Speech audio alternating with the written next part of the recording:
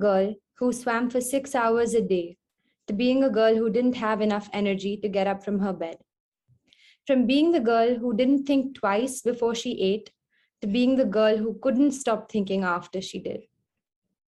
From being the girl who consumed more than 3,500 calories in a day to being the girl who consumed less than that in an entire week. How did this happen? Let me take you down a memory lane. At the age of 11, I started swimming competitively. By 15, it became my identity. Racing other elite swimmers at the national level, I had to fuel my body adequately to sustain the rigorous 6-hour training sessions every day. At 16, I came to America for the first time for a summer camp. At home, my diet was always looked after by my mother. And so when I was by myself for the first time, I ate out for most meals.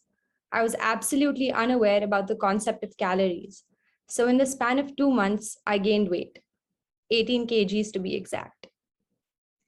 Suddenly, the way the world looked at me changed drastically. People in high school commented on how my body had changed. Aunties in my neighborhood told me to start dieting, and my own mind was ravaged.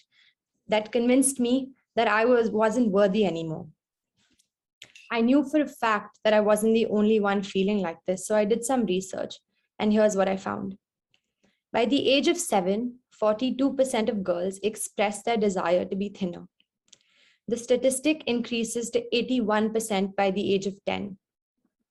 Majority of adolescent girls engage in fasting, self-induced vomiting, or laxatives. And by the time they grow up to be young women, 91% of them have engaged in dieting as a means to control their weight. No wonder the beauty industry has been able to generate a net worth of $532 billion.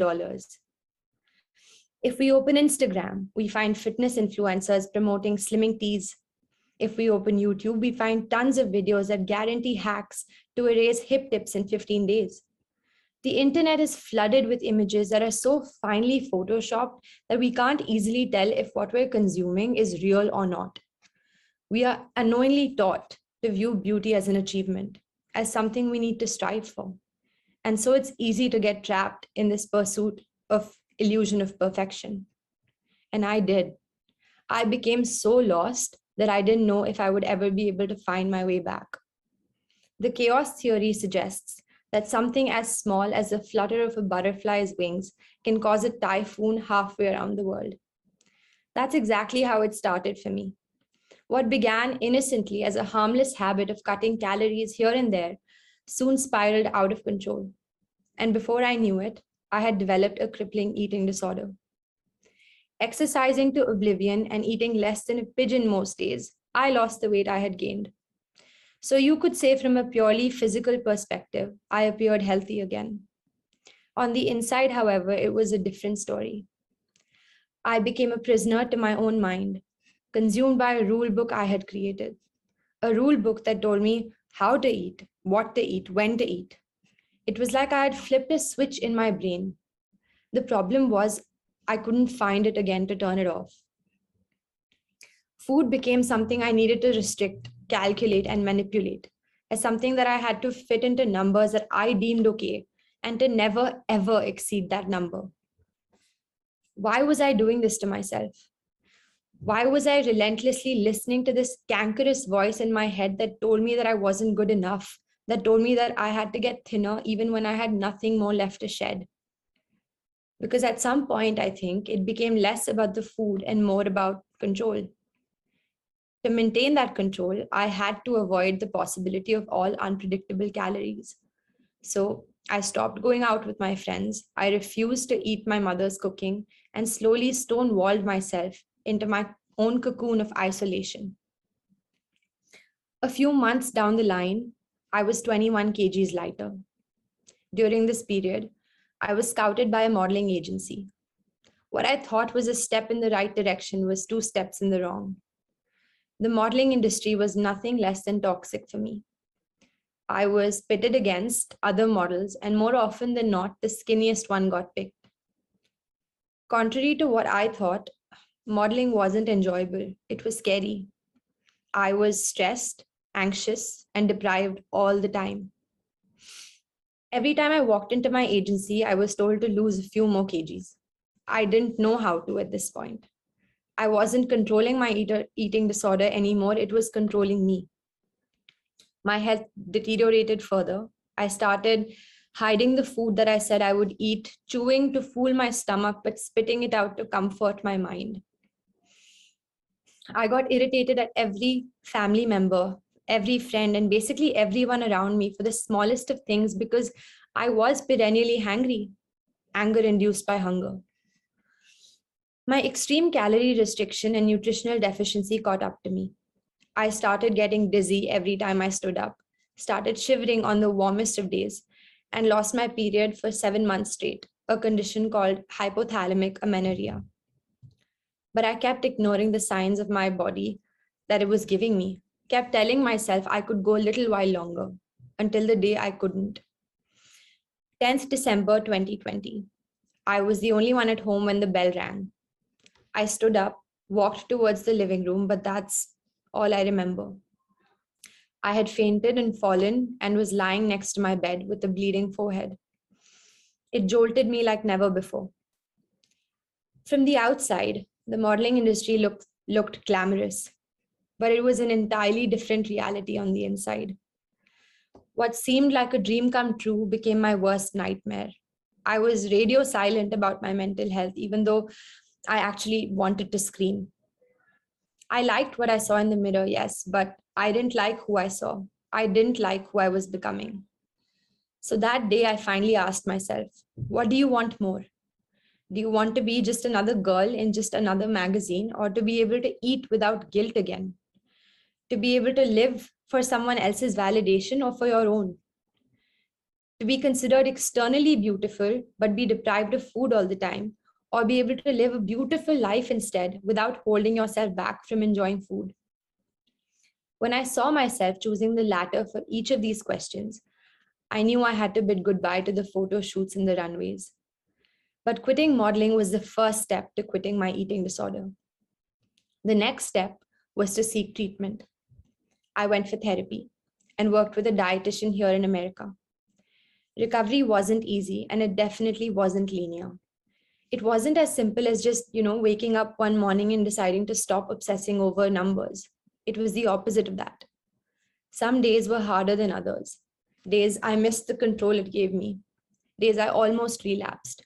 But I had to be strong. I had to remind myself that gaining weight meant gaining my life back. It meant gaining energy, enthusiasm, and peace of mind. I was fortunate enough to have had professional help, access to resources, and most importantly, parents that supported me, not just financially, but also emotionally. They couldn't relate to my struggle, but they tried their level best to empathize with it. They wanted nothing more than to see their daughter healthy and happy again. Not every person struggling can say the same. 10,200 deaths each year are a direct result of an eating disorder. That's one death every 52 minutes. People of color are half as likely to be diagnosed or to receive treatment, even though they may experience the condition for a longer period of time. About 26% of people with eating disorders attempt suicide. Suicide happens when pain exceeds the ability to cope. People don't kill themselves, their illnesses do. Eating disorders don't discriminate. They aren't reserved for just a specific section of people. They can affect anyone, regardless of age, gender, ethnicity, or weight. It's heartbreaking to see how many people are putting themselves through this turmoil in silence, hesitating to vocalize their struggle, afraid of the taboo associated with conversations surrounding mental health. That was the brainchild behind Defeating Disorders, my nonprofit organization, with the aim of building a platform for the community by the community. We now have a team of over 25 medical professionals consisting of psychologists, psychiatrists, nutritionists, and dietitians that are working passionately to offer specialized eating disorder treatment. Asking for help isn't a sign of weakness, it's a sign of strength. And choosing recovery is the first step to accepting that while we can be changed by what happens to us, we must refuse to be reduced to it. This brings me to the last portion of my talk today, the power of social media. I was unaware about the impact that our digital presence can have until just a couple of months ago. After a lot of deliberation, I gathered the courage to share my story on Instagram. My intention was to reach anyone who might be going through something similar, to let them feel like they weren't alone. A short video of me explaining how I had finally embraced recovery. The next morning, I woke up to almost 500,000 views and a comment section flooded with positivity, love, and support. It was the first time I felt like I had a positive impact, and that gave me hope for the future. To dream of creating a community that accepts, loves, and celebrates themselves unconditionally. The beauty of the butterfly effect in today's day and age is that just one thought, one voice, and one story has the capacity and the potential to inspire millions of people across the globe. Over the course of the next few weeks, I decided to commit to this goal. I changed my Instagram username from Khushi Jain to She Talks and Eats. It was just me and my tripod filming videos focused on body positivity and body acceptance. I'm so happy to share that in the span of 7 to 8 months, I have been able to grow a community of over 20,000 people. There is nothing more satisfying than waking up to messages from young girls telling me how they were positively impacted by my content and were motivated to eat well, practice unconditional self-love, and embrace their natural bodies just as they are. That being said, I want to conclude by requesting all of us for one thing. Let's talk about what we don't talk about. Let's destigmatize conversations about mental health and use our voice responsibly. We can work collectively and build a society that is better than ever before. The truth is healing, not only for the one that shares, but for so many that listen. The deepest pain can empower the biggest growth. Out of suffering,